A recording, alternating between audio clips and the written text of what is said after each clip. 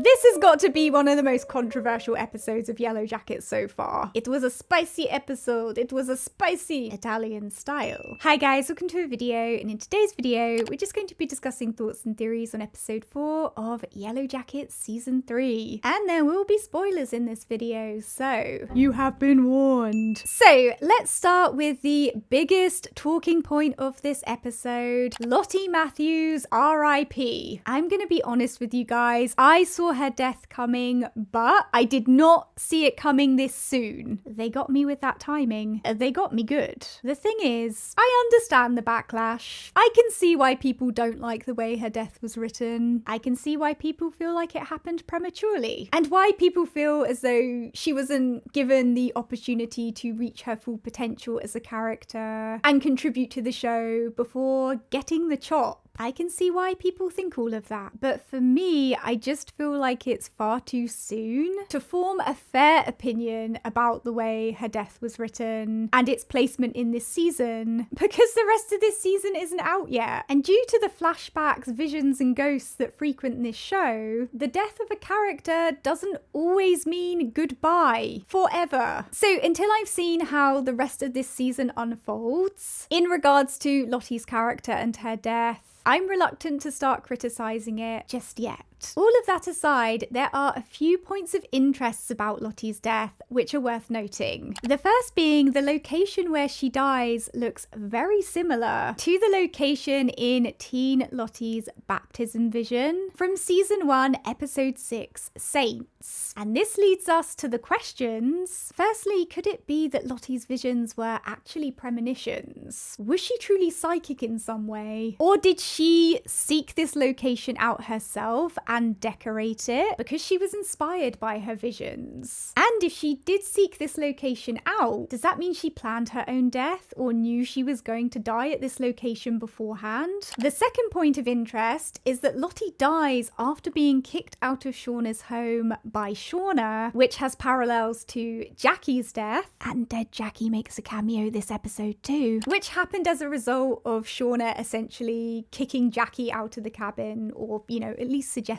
that Jackie should be the one to leave in season 1. And this parallel is interesting because it could suggest that, similar to Jackie, Lottie's death is an accident of sorts, or that whoever killed her didn't necessarily mean to kill her, which also has a connection to the Hamlet poster we saw behind Shauna in episode 3. You know, Hamlet did a bit of accidental killing. Maybe Shauna is Hamlet in this scenario, I don't know. And the third point of interest is we see Lottie practicing an apology in the mirror, and afterwards the scene switches to the trial with teen Misty talking about how throughout history people have burned other people's houses down because they disagreed with their belief systems. And this sequence could potentially be a clue that Lottie's death was a result of somebody disagreeing with her belief system and being pretty angry about all the damage it's caused. So Lottie's death is somewhat layered, and it's potentially connected to multiple characters, themes, and storylines that are currently happening in the show, and therefore I don't think her death was thoughtlessly thrown in there by the writers purely for shock value. Not yet, at least, but let's see what unfolds. As for the whodunit aspect that has been set up, I truly think only Shauna, Walter, or Van have strong enough motives to be the culprits. I mean, Shauna is suspect number 1 because she's obviously furious with Lottie for the necklace situation, and she also suspects that somebody is targeting her. And after she was freed from the walk-in freezer, she went on a mission to various animal shelters to try and find a cat that looked similar to the cat in the missing poster that Jeff had, which gives her somewhat of a convenient alibi. As for Walter, there are plausible theories that he is related to Melissa, who is thought to be stalking Shauna, and it's thought that she's stalking Shauna as a result of something terrible that went down between the two of them. This terrible thing could have also involved Lottie in some way, and therefore her death could be related to Walter/Melissa's revenge. I mean, Melissa could also have been the person that Lottie was practicing an apology for in the mirror, which is an interesting thought. And of course, Walter was the first person person to alert Misty about Lottie's death, which could have some significance. I feel like Van also has a strong motive because she witnessed her girlfriend get ready to murder someone on her behalf because of this belief system that Lottie encouraged. So I can very much see Van trying to deter Tai's behavior or kind of protect her by killing Lottie. Alongside this, we see Van's hands shaking when she goes to pay for the pretzels, and that may be to do with her health, or it may be to do with the fact that she just murdered someone. I think Tai is a much weaker suspect, in my opinion. However, there's been a lot of focus on her lighting candles this season, and we can see in the location that Lottie died, there are a lot of candles, which could possibly be a hint that she was somehow involved. I don't know, I think Tai is like the weakest suspect, but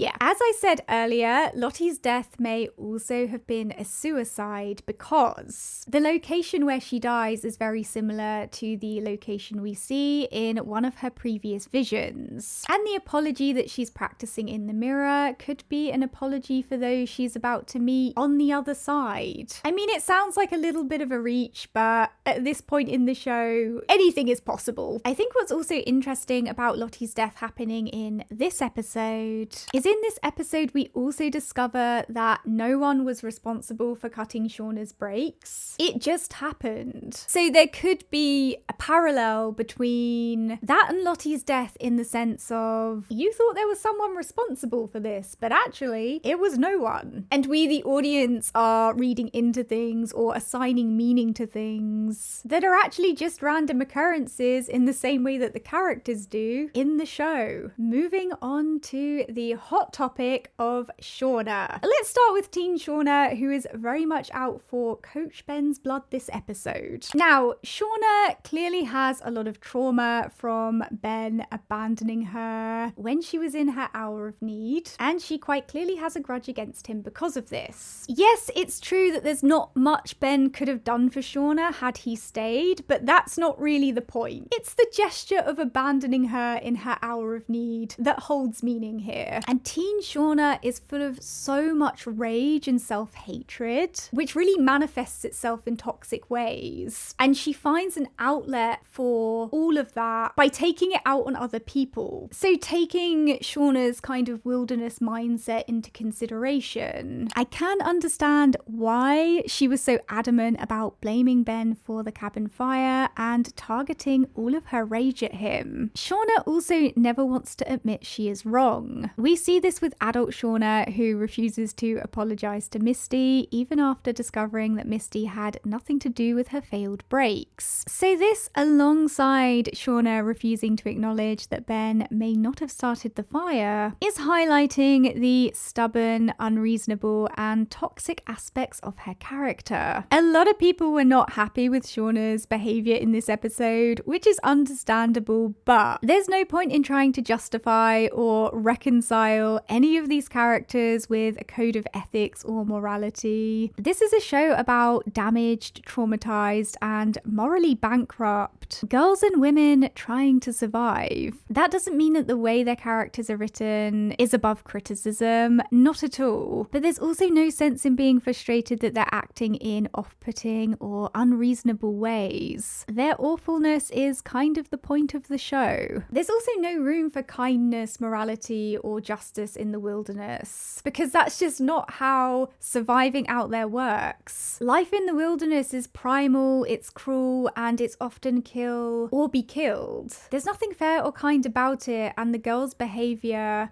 mirrors that. And this of course circles back to the commentary on or mockery of transcendentalism that we discussed in the review of episode 3. The other thing that's interesting about Shauna in this episode is the idea of her as the underdog, the shadow, the person who is in second place but wants to be in first place. And if we think back to Shauna's dynamic with Jackie and how she seduced Jeff because of that dynamic, we can see that Shauna has some some very, very deep-rooted insecurities, and she does not deal with them in a healthy way. Shauna doesn't want to be less than. She wants to feel important. She wants to feel seen, and she wants to know how it feels to be a Jackie. This is really what sits at the core of her story and character, and that's very much coming under the spotlight in season 3. Teen Shauna is also very much an alpha figure who has helped the group to survive. And these two aspects of her character are significant because they explain why, in such a high stakes situation, she is able to persuade the girls to kind of come over to her side or to obtain power over them. I mean, the verdict for Ben's trial is not about what the girls think is right. It's about survival tactics. And in episode 4, we see Shauna realizing her potential for obtaining power through dominance, persuasion, and intimidation. And we also see this being encouraged by Melissa. And Melissa is interesting in this episode because she becomes this Lady Macbeth figure almost to Shauna, encouraging her to embrace that potential she has for obtaining power over the other girls. And it's interesting because a lot of us thought that Melissa was the one who is going to be manipulated by Shauna and was going to be this lapdog figure who carried out her bidding in exchange for affection and protection. But it also seems that there's an equal amount of manipulation going on from Melissa towards Shauna too. She's certainly guiding her in a specific direction. And this kind of Shakespearean element in Shauna's storyline connects back to the Hamlet poster we saw behind her in episode 3. And I very much feel like Shakespearean elements are going to be an ongoing theme for Shauna in her storyline this season. Speaking of the Hamlet poster, it's also possible that adult Shauna killed Lottie by accident because she thought she was someone else. Especially since in this episode, Shauna is also visited by a ghost. Very interesting. Teen Lottie also clocks Shauna and Melissa's newfound alliance. Gay alliance,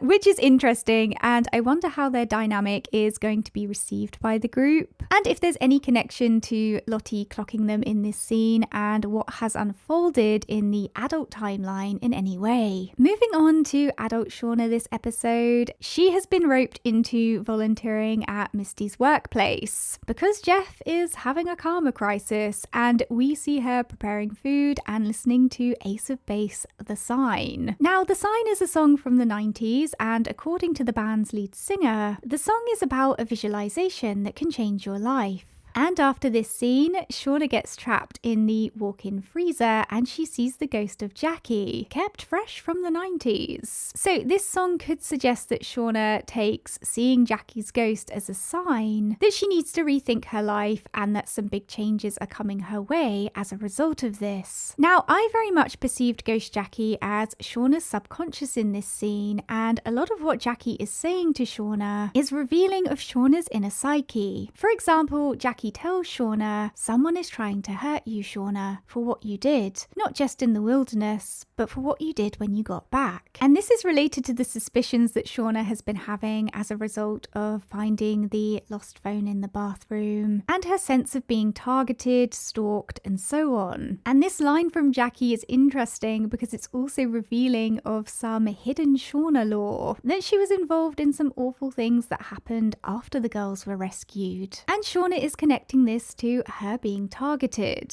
Then Jackie tells her, I'm the most interesting thing about you. After I died, did you finally turn into the person you always wanted to be, or did you become this? And I perceive this line as a reflection of Shauna's self-perception, where she's still measuring her worth in comparison to Jackie, and how deep down she feels dissatisfied with what has become of her life. I think it's also interesting that Shauna sees Jackie in the walk-in freezer because of how the cold relates to Jackie's death, and it seemed to me that this cold possibly triggered the image of Jackie in Shauna's subconscious. And it also symbolizes how Shauna as a person is still frozen in the time that she spent in the wilderness and in her feelings towards Jackie. The blue ribbons are also a nice artistic touch here. And of course, once again, this scene connects back to the connection between Shauna and Hamlet, with Shauna being visited by a ghost in this episode and Hamlet Hamlet being visited by a ghost in Hamlet. Jeff's scenes did feel a bit like filler scenes this episode. He's starting to feel a little bit redundant as a character to me, but even still, his scenes in this episode do contain thoughtful layers and connections. For example, it's interesting that Jeff attributed the car brakes failing to bad karma, which connects to the overarching theme of the characters seeing the supernatural or divine influence in random occurrences and the everyday. Jeff's pursuit of good karma and charitable intent also highlights Shauna's inability to do something truly selfless and charitable herself. Instead of trying to find the actual missing cat, she adopts a similar looking cat with the intent to pass it off as the original missing cat.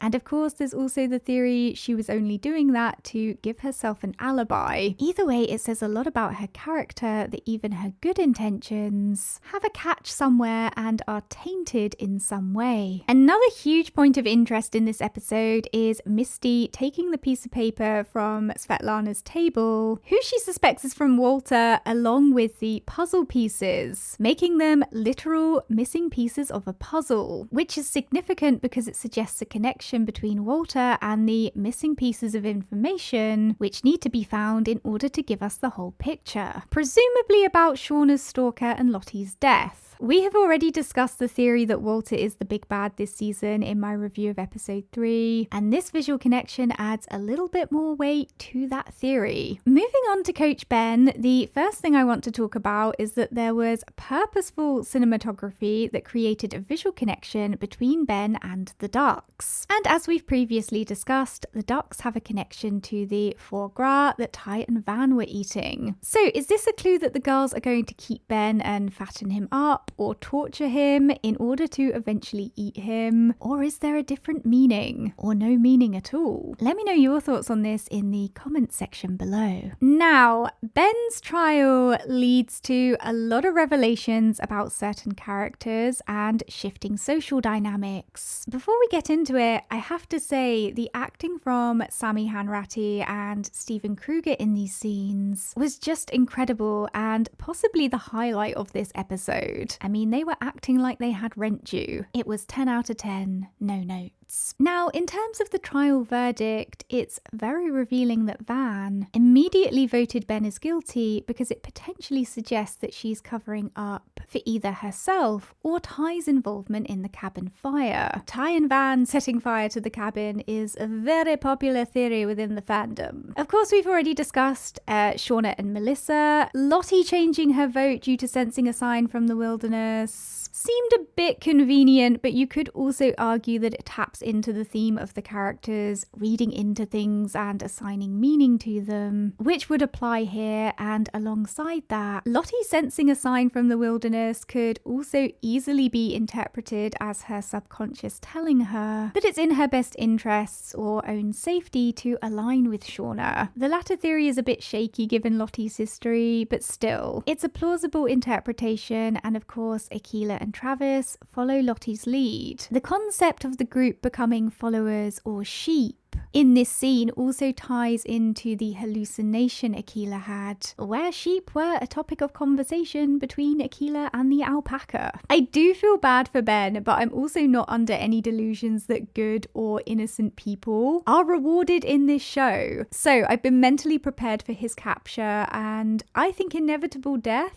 for a while. However, he does have Misty on his side somewhat now, so who knows where his story is going to lead. Another point of interest from the trial is Nat taking off the antlers, because it's potentially a visual clue that she's about to lose her position of power over the group. We know the antlers have an association with power because of the antler queen. So Nat taking off these antlers is significant here. Alongside this, Nat was also exposed as having lied to the group, which has likely shaken their trust in her, and presumably the position of power is going to shift towards Shauna, especially given how she's been behaving, but it's still too early to make a definite call considering the ever-changing circumstances and dynamics within the group. Moving on to Tai and Van, who spend most of this episode fixated on testing out the theory that the wilderness is taking sacrifices in exchange for giving Van more time. And they test this out by leaving the Queen of Hearts card out in public to see if somebody picks it. As it so happens, a random man ends up picking the card and they follow him back to his apartment. And I could be wrong, but it very much seemed like Tai was ready to go in there and beat him to death with a frying pan, which is very extreme behavior and highlights just how deeply she's been sucked back into this wilderness mindset already. She was willing to just go and kill a man in cold blood. Consequences be damned. Thankfully, Van stops her and then Tai arranges to meet Van later on. We don't actually know where Tai goes or what Van does in the time that Tai is away, which of course makes both of them potential suspects in Lottie's death, since they both have a period of time unaccounted for. But anyway, when they are reunited, Linger by the Cranberries starts to play in the background. And just like Ace of Base the Sign, this is another song from the 90s. And according to Google, the song is a tale of love, deceit, and the lingering feelings of desire for an impossible relationship,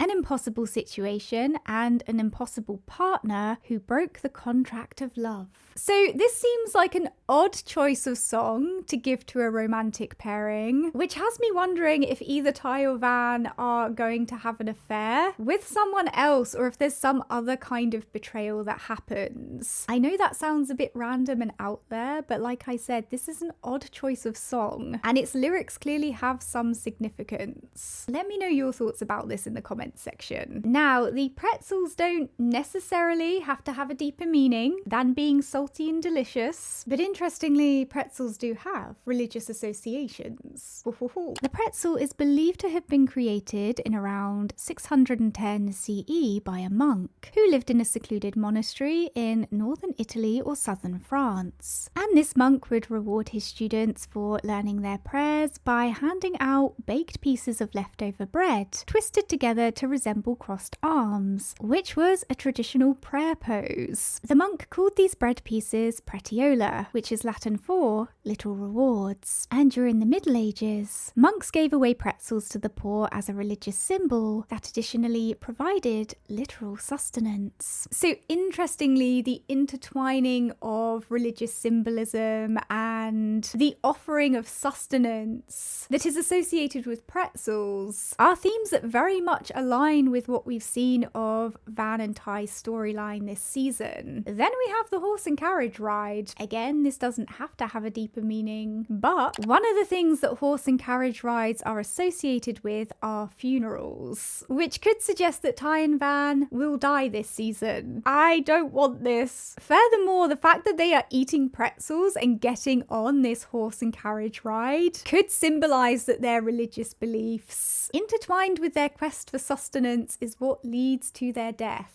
So a lot of potential layered symbolism and clues in this episode. Damn. All in all, I thought this episode was interesting, well acted, and incredibly layered. I think in terms of surface level enjoyment, this episode is probably my least favourite episode so far this season. I'm sorry, writers. That said, I want to wait until I've seen all of this season before I start criticising X, Y, and Z, because, you know, who knows? We may look back on this episode and be like, God damn, it was the greatest of them all. Okay guys, let me know your thoughts and theories on episode 4 down in the comments section below. Don't forget to subscribe for instant disappointment, and I'll see you guys soon.